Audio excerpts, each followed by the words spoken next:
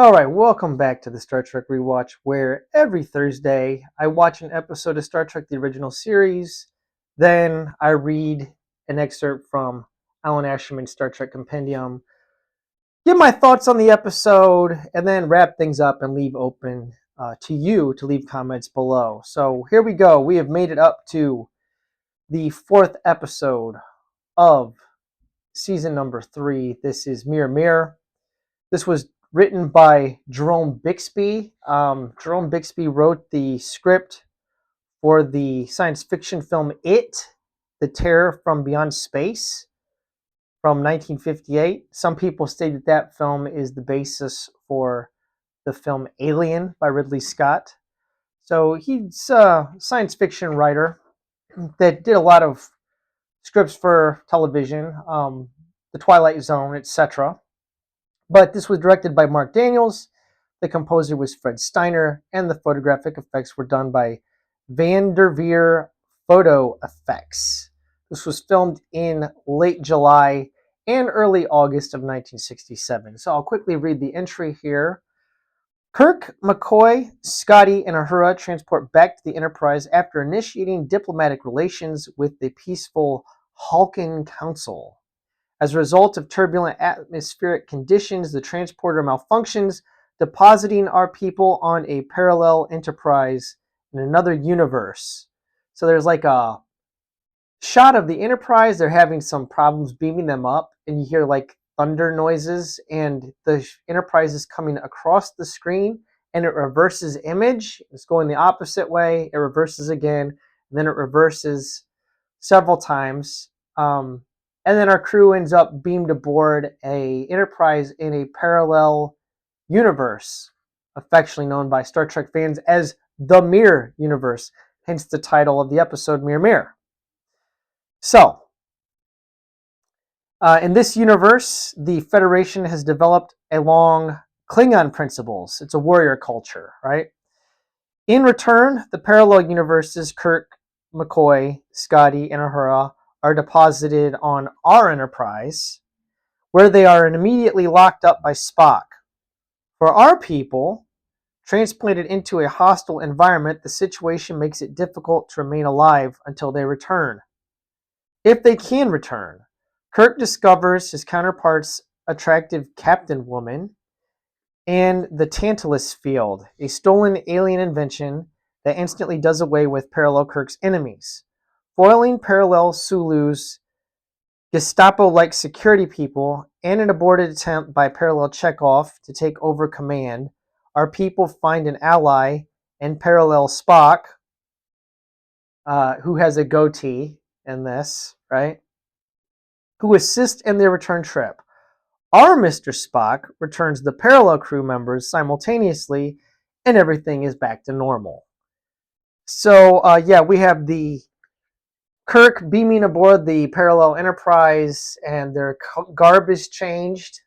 They are greeted by Spock and Mr. Kyle in the transporter room. Of course, we know something's amiss because this Spock has a goatee, and they do kind of like a Imperial salute, which is very reminiscent of the Third Reich. It's kind of think comes from the Roman Empire, if I'm not mistaken. But it's a warlike culture.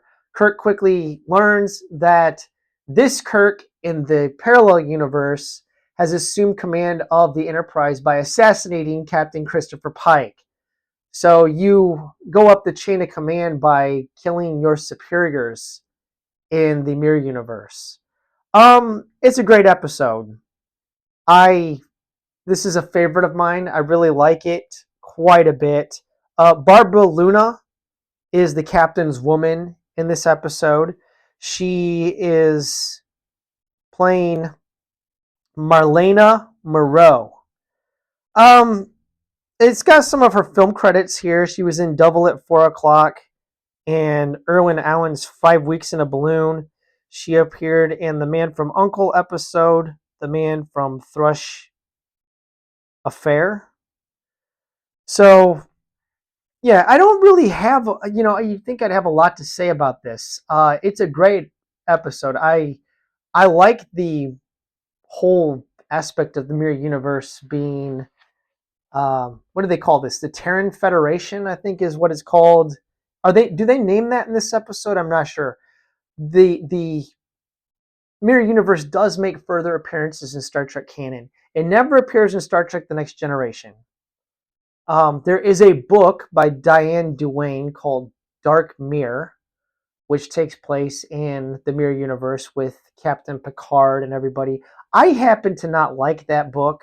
I read it. I didn't care for it. I'm not a big fan of Diane Duane. But that's out there if you want to read it. It was one of the Star Trek hardcovers. I used to own it. I put it in a donation pile and donated that book. But there is a book written by David Mack that is called Sorrows of Empire, which if you want to know like what happens after this episode to Spock and the quote unquote evil Marlena, I thought that was a great book. It's one of the few Star Trek novels that I could actually recommend because it takes place entirely in the Mirror Universe and it deals with Spock's rise to power and assuming control of the Terran Empire after Kirk beams back aboard the Enterprise. There is a sequel book to that takes place in the Star Trek The Next Generation timeline, which I didn't like. I didn't like the second book. It was kind of like a two-parter. David Mack wrote two books, one of them taking place in the Star Trek The Original Series timeline, and the other one taking place in the Next Generation timeline. Sorrows of Empire is great. Highly recommend. The sequel book, not so much. The Star Trek Deep Space Nine picked up with the continuation of the Mirror Mirror episode in an episode where Dr. Julian Bashir and Kira Nerys go through, I think they go through some sort of temporal distortion inside the wormhole.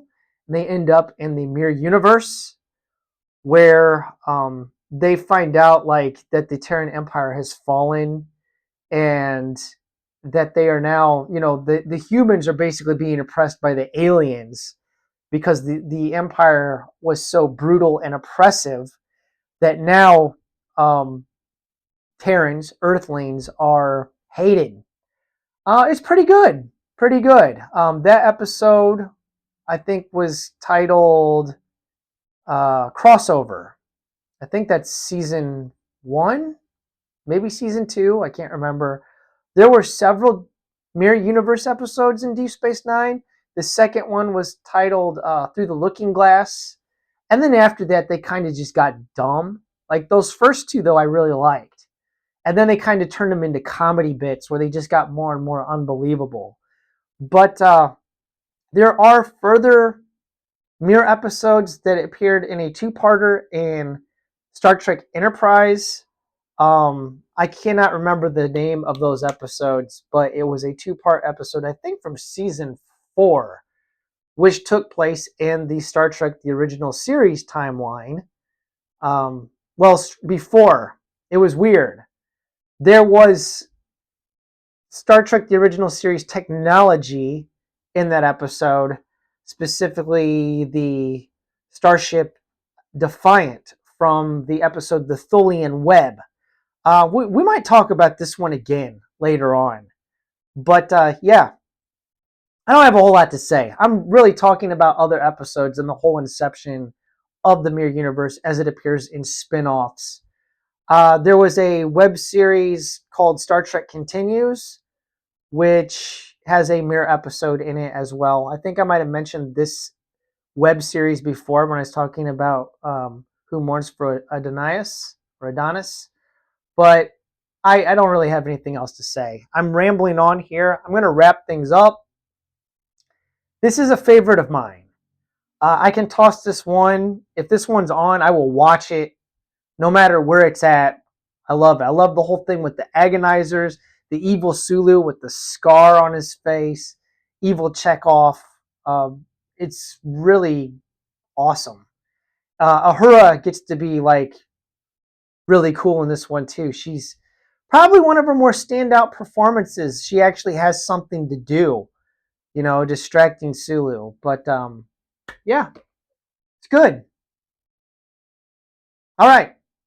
I don't have anything else to say. No deaths in this one. I only count crew member deaths, but since all of the deaths take place in the mirror universe, they don't count because they're not our crew members that die. So I only count deaths of the crew from our timeline. So our death count remains at 30. I think that's going to change. I think next week, what is it? The Apple? Not a great episode, but man, does it have a high body count. Like red shirts die by the boatloads. So, till next time, thanks for watching. Let me know what you think about this one and have a wonderful day.